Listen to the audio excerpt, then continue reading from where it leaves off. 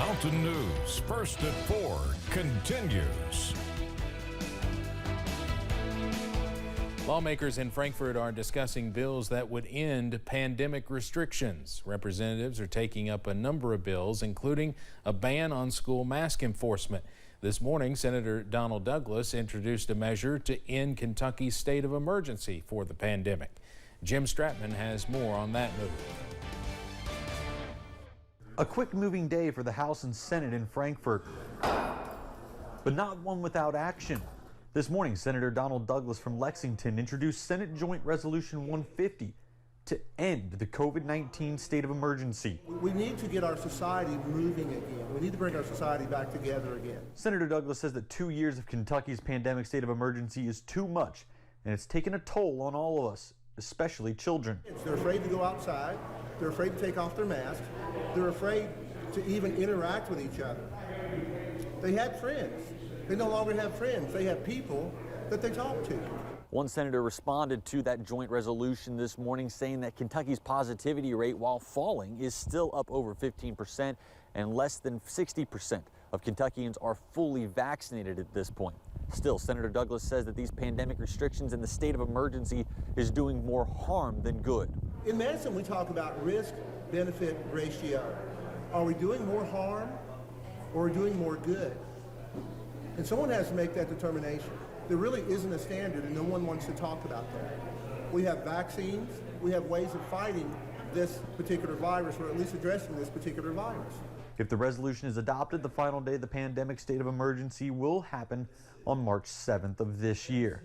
Reporting in Frankfort, Jim Stratman, WKYT.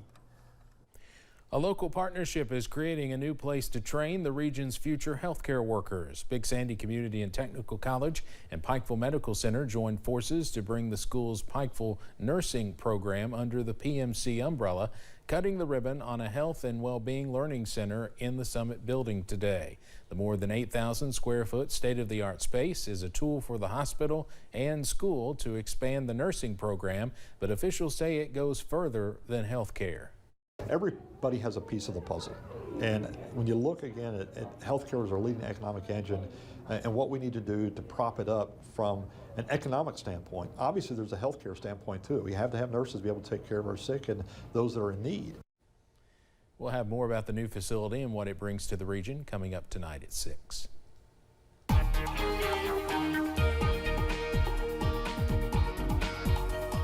Skies continue to clear out there as we head into the evening and overnight hours. That is good news because we will be seeing much nicer conditions heading into the day tomorrow, though we will be a little on the chilly side. I-75 at London, the sun is back out as it begins to set here this evening. Mountain Parkway at Slade, bathed in sunshine at the moment as we continue to see blue skies work on in. Temperatures, though, still on the chilly side. It's in the low 30s for most of us right now. A few mid-30s. Jonesville, Somerset, and Monticello all at 34. The rest of us, though, into those low 30s at this hour. Satellite and radar showing that cloud cover continuing to diminish, which is a good sign because we are going to see much nicer views at least, and will cause it to get a little bit colder, though, as we head into tonight. Middle 20s, winds light and variable, skies clear. All looking pretty nice as we head into our Friday night, especially after a rather active Thursday night around the mountains. I'll have the latest, though, on when temperatures look to warm back up, coming up in just a few minutes. Steve? Evan, thank you. Severe weather hit parts of the Midwest overnight, but the South was not spared either. High winds caused an 18-wheeler to flip on its side in Alabama. Of course, that was the winter side of the storm. There's the 18-wheeler in Alabama. While reports of at least 3 possible tornadoes ripped through that state overnight, strong winds created significant damage, including one home split apart by a toppled tree. Fortunately, everyone inside was all right. Pulaski County's 911 Dispatch and Emergency Operations Center is improving in big ways. WYMT's Alyssa Williams was at the center's open house and ribbon cutting ceremony to learn more about their new improvements.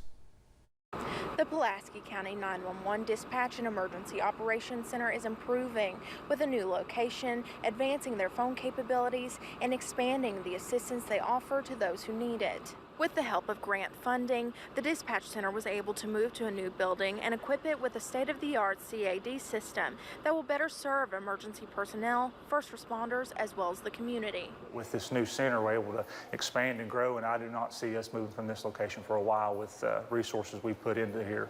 I think this will satisfy the county's need for many years to come.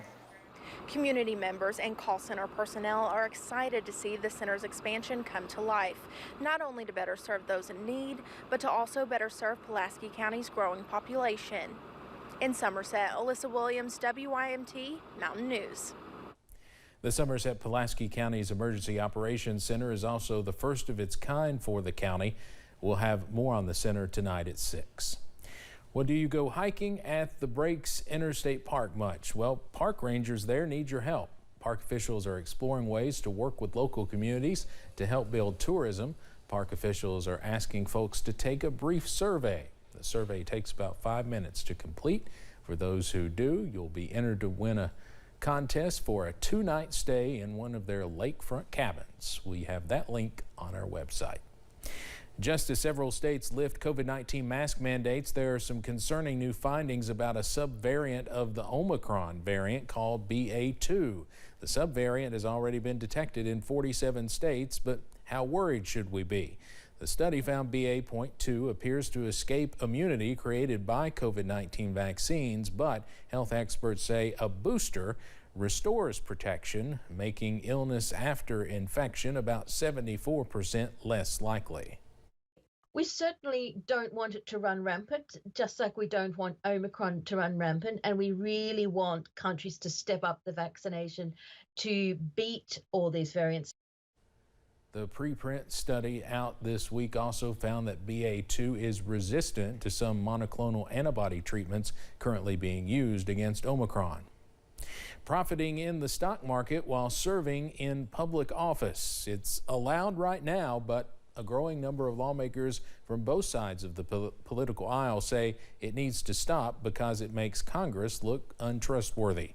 WYMT Washington News Bureau's David Aide explains. It's embarrassing as a member of Congress that that members of our body have created this appearance of impropriety. New York Senator Kirsten Gillibrand is a co-sponsor of one of several pieces of legislation moving around Capitol Hill, which would ban members from trading individual stocks. While there are separate Democratic and Republican proposals in the Senate to create a trading ban, the message from supporters on either side sounds similar. Members of Congress shouldn't be day trading. While they're here, they ought to be focused on what the people of Missouri or the people of whatever state sent them here to do. House Speaker Nancy Pelosi originally opposed a trading ban. She also captured attention for her investment portfolio consistently beating market averages. She has since shifted her position, citing building support from Democratic members. Members will figure it out, and then we'll go forward with what the consensus is. But some opposition remains. Alabama Senator Tommy Tuberville's office pointed me to comments from the senator where he said in part, quote, "It looks like because you have 2 or 3 bad apples that you want to limit everybody, and that's not what you do."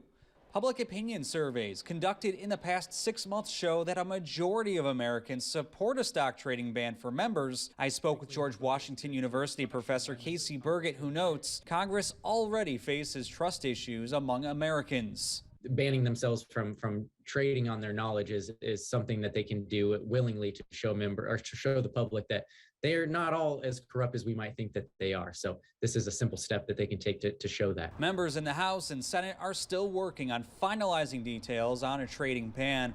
Most proposals would still allow members to invest their money, but not in a way where they have control over individual stock trades. In Washington, I'm David Aide. Well, Beatles legend Paul McCartney is coming to Knoxville. It's the first time the former Beatle has played in Knoxville.